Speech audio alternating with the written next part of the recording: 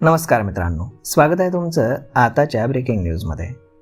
मित्रांनो, टोल कलेक्शनचं काम सुरळीतपणे चालावं यासाठी फास्ट टॅग चिटकवलेलं नसल्यास वाहनांच्या तक्रारीची प्रक्रिया ही अधिक मजबूत करण्यासोबतच अशी वाहनं ब्लॅकलिस्टमध्ये टाकण्यात येणार असल्याचं भारतीय राष्ट्रीय महामार्ग प्राधिकरण यांनी सांगितलं आहे.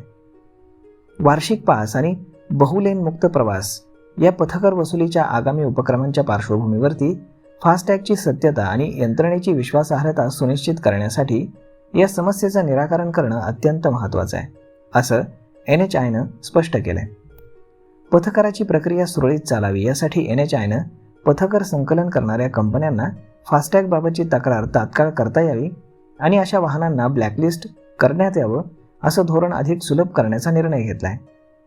त्यामध्ये त्यांनी असं म्हटलंय, वाहन चालक महामार्गांवरती अनेकदा जाणून बुजून वाहनांच्या समोरील काचेवरती फास्टॅग लावत नाहीत. यामुळे पथकर वसुलीमध्ये अडथळे येतात.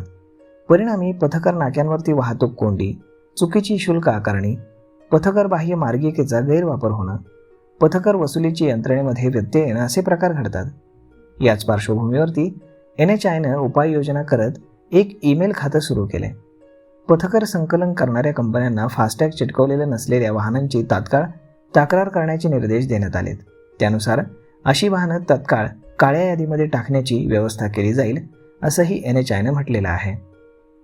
परंतु त्यापुढे काय करण्यात येईल हे मात्र सांगण्यात आलेलं नाही. तर मग पाहूयात की जर तुम्ही फास्टॅग लावलेलं नसेल तर ते फास्टॅग तुम्ही आजच तुमच्या काचेवरती लावून घ्या, नाहीतर तुमचं वाहन देखील ब्लॅकलिस्ट करण्यात येईल. तर मग मित्रांनो, हा व्हिडिओ, ही माहिती तुम्हाला कशी वाटली हे तुम्ही आम्हाला कमेंट करून नक्कीच सांगा. आणि जर आवडली असेल तर आपल्या जवळच्या मित्रमंडळींसोबत देखील हा व्हिडिओ तुम्ही शेअर करायला विसरू नका. धन्यवाद.